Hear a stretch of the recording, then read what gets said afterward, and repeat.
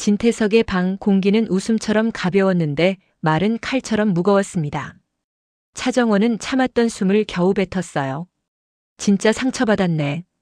그 한마디는 분노가 아니라 정리된 체념에 가까웠습니다. 진태석은 그걸 즐기듯 웃었습니다. 사자는 새끼를 떨어뜨린다더라. 살아남은 놈만 왕이지. 차정원은 눈을 피하지 않았습니다. 그럼 나도 일부러 떨어뜨렸다는 말이에요? 진태석이 고개를 끄덕이듯 말했습니다. 죽고 싶었다. 정확히는 내가 죽어도 내 인생이 흔들리지 않는지 확인하고 싶었지. 그 순간 차정원의 손끝이 떨렸습니다. 내가 여기까지 온 게 실험이었어? 진태석은 아무렇지 않게 덧붙였어요. 그래도 널 완전히 버리진 않았잖아. 진세훈도 내 핏줄 아닌데 거뒀다. 근데 친딸인 널 어떻게 매번 차게만 대했겠어.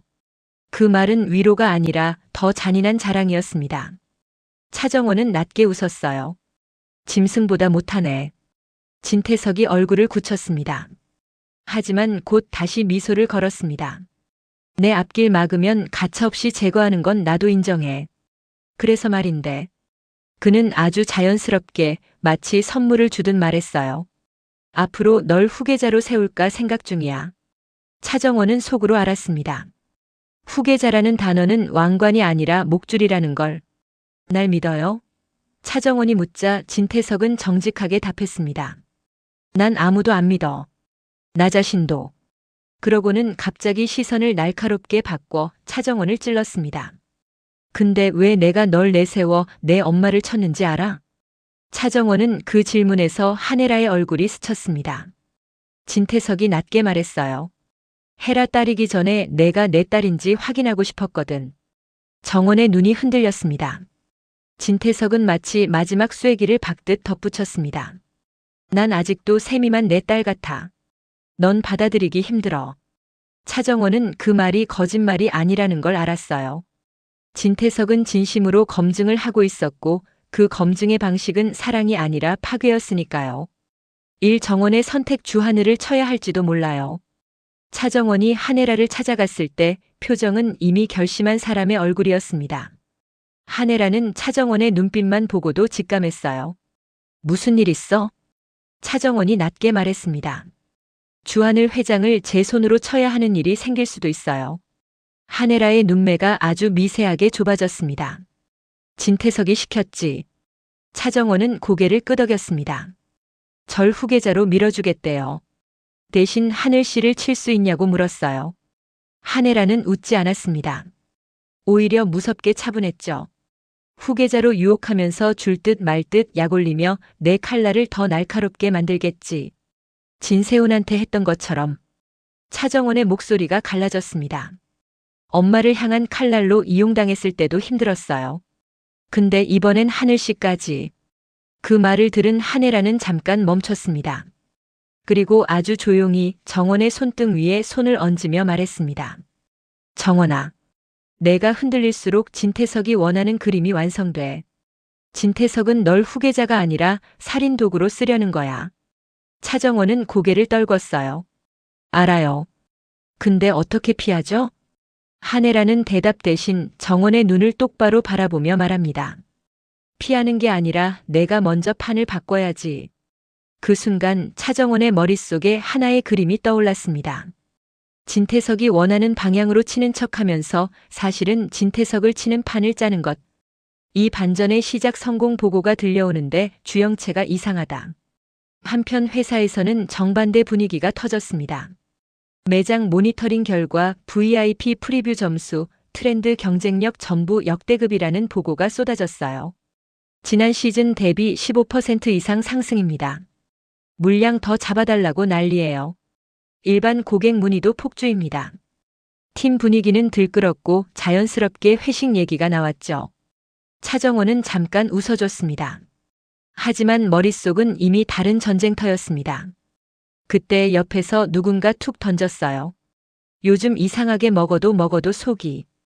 그 말과 함께 주영채가 갑자기 얼굴을 찡그렸습니다. 손으로 입을 막고 고개를 돌렸죠.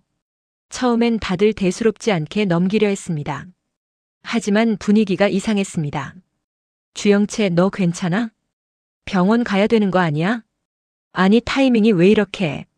주영채는 억지로 웃으며 이 정도쯤이야 라고 말했지만 말끝이 떨리고 눈동자가 흔들렸어요. 그 순간 누군가가 아주 작게 중얼거렸습니다. 냄새에 민감한 거 그때도 그랬는데. 그 말은 의도치 않게 임신이라는 단어를 공기 중에 떠올리게 만들었습니다. 주영채는 순간 굳어버렸습니다. 그 표정은 아픈 사람의 표정이 아니라 들킨 사람의 표정이었어요. 차정원은 그걸 놓치지 않았습니다. 주영채, 너 지금 뭘 숨기고 있지? 진태석은 사람을 죽이는 방식이 늘 같았습니다. 칼을 들고 달려드는 게 아니라 상대가 스스로 칼을 들게 만드는 것. 그날 밤 회장실은 너무 조용해서 시계 초침 소리까지 또렷했어요. 진태석은 커튼도 안 친 통유리 앞에 서서 서울의 불빛을 내려다봤습니다. 도시는 화려했지만 그의 눈은 화려함에 관심이 없었죠. 그의 시선은 오직 누가 흔들릴지에 꽂혀 있었습니다. 책상 위에는 2가지 보고서가 올려져 있었어요. 신상 매장 모니터링 결과 대박 예감, 주영채 컨디션 관련 내부 메모 구역감, 어지러움, 냄새 민감. 진태석은 그 2장을 겹쳐놓고 아주 천천히 웃었습니다. 잘 됐네. 그는 깨달았어요. 성공과 불안은 항상 같이 붙어 다닌다는 걸요. 잘 나가면 잘 나갈수록 사람들은 작은 이상에도 더 크게 흔들립니다. 그게 진태석이 원하는 판이었습니다. 진태석이 비서에게 전화를 걸었어요. 오늘 회식 자리 누가 주도했지? 비서는 바로 답했죠. 팀장 라인에서 잡았습니다. 차정원도 참석할 분위기였습니다. 진태석은 손가락으로 책상 모서리를 툭툭 두드렸습니다. 그 소리만으로도 사람을 숨막히게 만드는 타입이죠. 주영채는 비서가 망설였습니다. 중간에 얼굴이 많이 안 좋아 보였다고 합니다. 진태석은 딱 한마디만 덧붙였어요. 계속 체크해.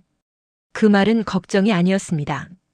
체크에는 진태석한텐 늘 뜻이 하나였죠. 흔들리게 만들어. 덫의 구조일 임신 의심은 주영채만 죽이지 않는다.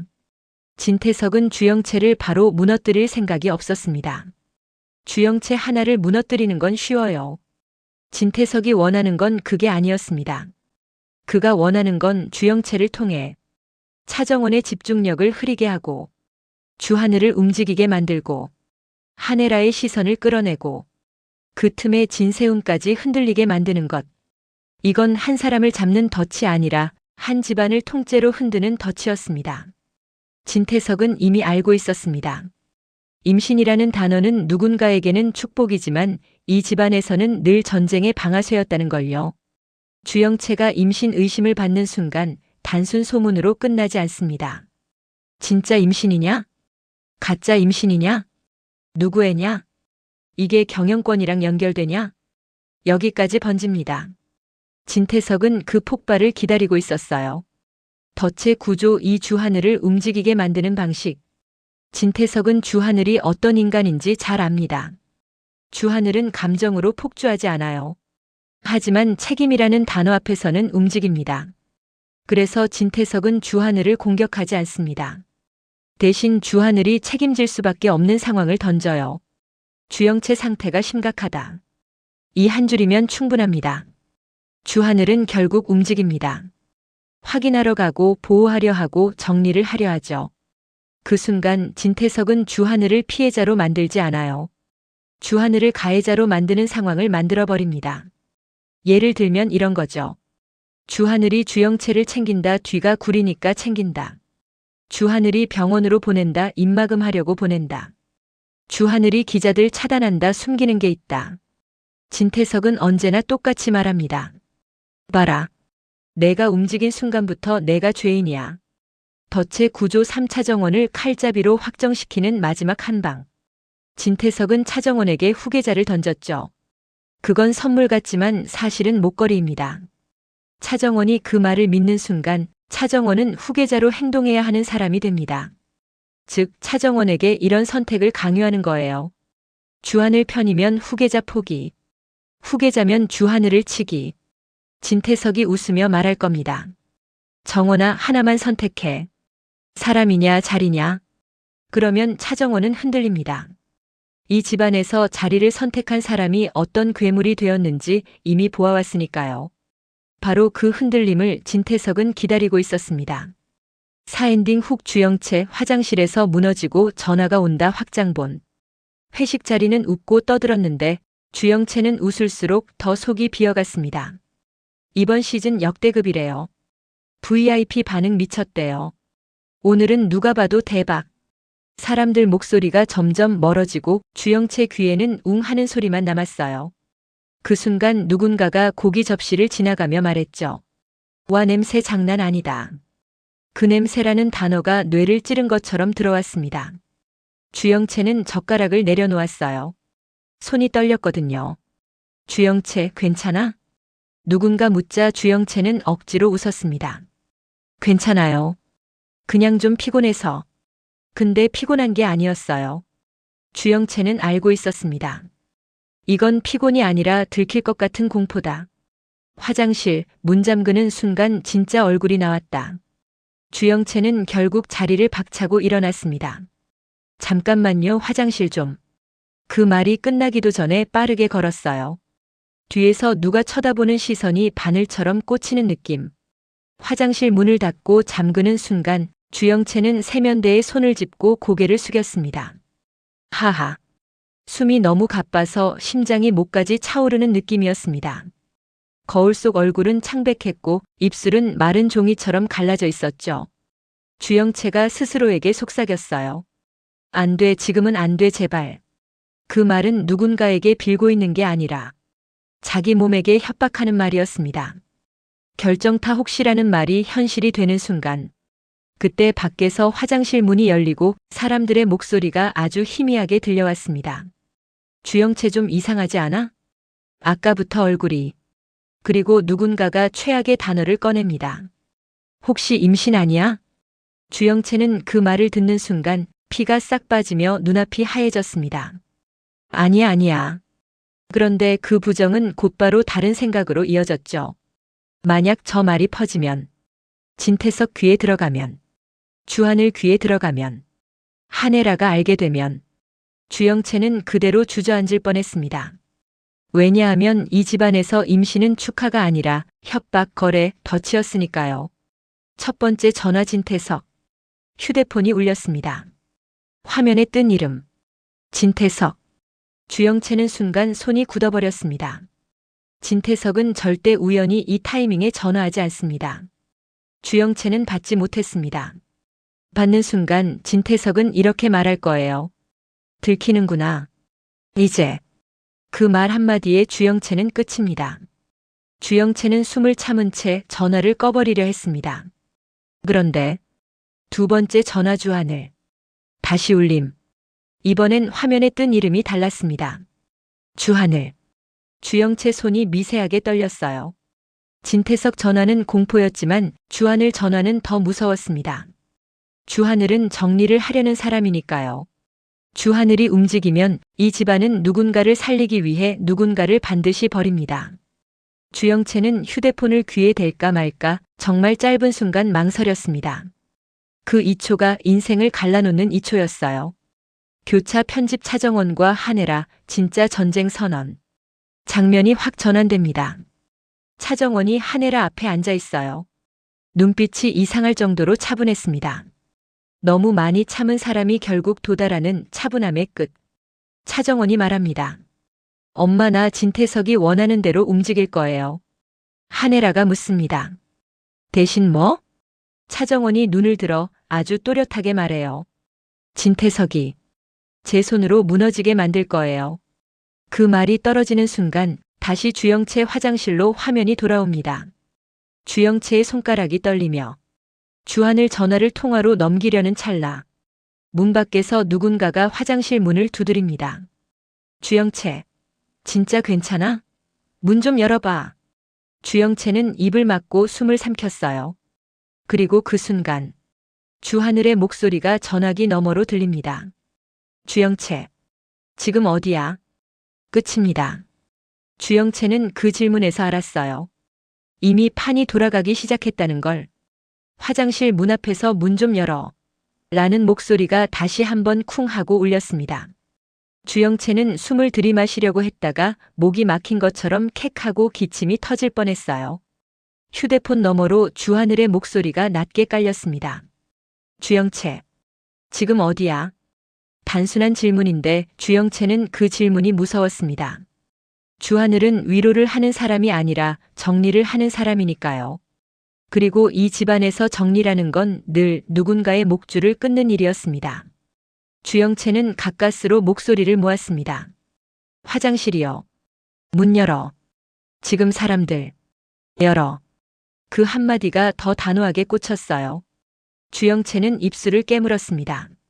자기가 문을 여는 순간 오늘의 공포는 소문이 아니라 사실이 될 것 같았거든요.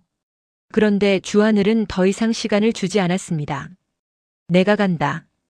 통화가 끊겼습니다. 주영채의 심장이 내려앉았어요. 오면 안 돼. 그런데 또 한편으로는 와줘. 그 모순이 주영채를 더 미치게 만들었습니다. 1회식장, 주하늘 등장 구해주는 얼굴로 죄인을 만든다. 회식장 문이 열리는 순간 분위기가 딱 멎었습니다. 사람들은 처음엔 그냥 누가 왔지? 싶었다가 누가 먼저 알아보고 허리를 굽혔죠. 주 부회장님? 주하늘은 인사도 제대로 안 받았습니다. 그냥 눈으로 홀을 한번 쓸고 가장 안쪽 화장실 쪽으로 걸어갔습니다. 그걸 보는 사람들의 표정이 바뀌었어요. 누군가는 감탄했고 누군가는 수군댔습니다. 왜 저쪽으로 가지? 설마. 그 설마가 아주 빠르게 퍼지기 시작했죠. 주영채 때문 아니야? 주하늘의 존재 자체가 소문을 증폭시키는 기폭장치가 돼버린 겁니다. 이 화장실 앞문을 열면 끝이다. 주하늘이 화장실 문 앞에 섰습니다. 문 밖에서 먼저 말합니다. 주영채. 그 이름을 듣는 순간 주영채는 몸이 굳었어요. 그 이름은 지금 사람이 아니라 전쟁의 방아쇠였으니까요. 주영채는 떨리는 손으로 문고리를 잡았습니다. 열기 직전 문 밖에서 누군가가 다급하게 한혜라에게 전화를 거는 소리가 들렸습니다. 부회장님이 지금 여기. 주영채는 그 말에 눈을 질끈 감았습니다. 한혜라가 알면 이건 끝. 끝의 방식이 조용히 끝이 아니라 전 국민 앞에서 찢겨 죽는 방식이 될 겁니다. 주영채는 결국 문을 열었습니다. 문이 열리자마자 주하늘은 먼저 주영채 얼굴부터 봤습니다. 딱 한 번. 그 한 번으로 판단은 끝났어요. 나와. 주영채가 고개를 저었습니다. 여기서 조금만. 주하늘은 말 끊듯 단호하게 말했어요. 나와. 지금. 주영채는 그 눈을 보고 알았습니다. 주하늘은 이미 판을 계산하고 있다는 걸요. 삼병원이라는 단어가 나오자 진태석이 웃는다. 주하늘이 주영채를 데리고 회식장을 가로질러 나오는 순간 사람들의 시선이 한꺼번에 쏟아졌습니다. 주영채는 그 시선이 칼날처럼 느껴져 고개를 숙였는데 그게 오히려 더 확신을 줬습니다. 봐. 숨기잖아. 임신 맞나 봐. 아니면 왜 저렇게 해? 주하늘은 주영채를 차에 태우며 차갑게 말했습니다. 병원 가. 주영채가 고개를 들었어요. 안 돼요. 병원 가면. 주하늘이 딱 잘라 말했습니다. 가. 제가 지금 숨 넘어가는 게 더 먼저야. 그 순간 주영채는 깨달았습니다. 주하늘은 주영채의 인생을 지키려는 게 아니라 주영채가 쓰러져서 판 전체가 꼬이는 걸 막으려는 거라는 걸요. 그게 더 서러웠습니다. 그런데 더 무서웠습니다. 왜냐하면 그 판단이 틀리지 않으니까요. 진태석, 이미 알고 있었다. 검사 결과는 내가 터뜨릴 거야. 같은 시간. 진태석은 회장실에서 차를 마시고 있었습니다. 휴대폰 화면에 실시간으로 메시지가 올라왔어요. 부회장 회식장 나타남. 주영채 데리고 나감. 병원 이동 추정. 진태석은 천천히 컵을 내려놓고 웃었습니다. 그래. 움직였네. 비서가 조심스럽게 물었어요. 주 부회장님이 주영채를 챙기는 게 부담이 되지 않겠습니까? 진태석은 고개를 저었습니다. 아니, 부담이 돼야지. 그가 원하는 건 딱 그거였거든요.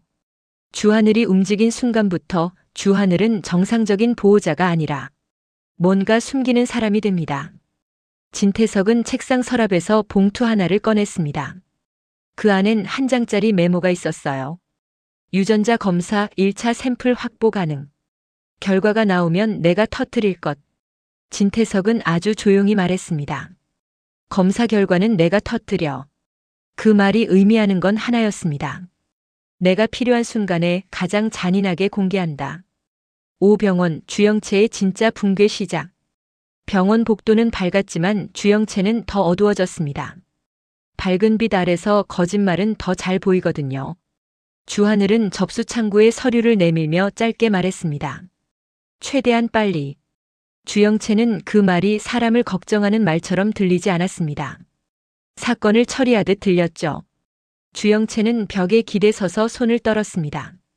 그때 간호사가 지나가며 말했습니다. 구역감 있으세요?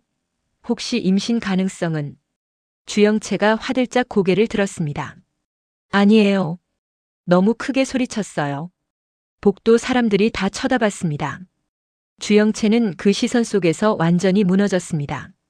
정말로 무너진 건 속이 아니라 자존심이었죠. 주하늘이 주영채를 다른 대기실로 밀어넣듯 데리고 들어갔습니다. 문이 닫히자마자 주영채가 숨을 몰아쉬며 말했습니다. 이렇게까지 할 필요 없잖아요. 주하늘이 차갑게 대답했어요. 필요해. 주영채는 그 두 글자에 울컥했습니다. 저 사람들한테 뭐로 보이는지 알아요? 부회장님이 저 데리고 가는 순간부터 저는 주영채 목이 메어서 말을 못 잇는데 주하늘이 한 발 다가오며 낮게 말했습니다. 너 지금 제일 중요한 게 뭐야? 주영채가 떨리는 입술로 말했습니다. 제 인생이요. 주하늘이 눈을 들었습니다. 아니, 누가 이걸 퍼뜨리는지. 주영채가 멈칫했습니다. 주하늘은 이미 다음 수를 보고 있었습니다. 진태석이다. 그 이름이 나오자 주영채는 눈물이 뚝 떨어졌어요. 왜 저를 이렇게? 주하늘은 차갑게 말했습니다. 너를 건드리면 내가 움직일 걸 아니까. 주영채는 그 말에서 알았습니다. 자기가 사람이 아니라 미끼라는 걸요.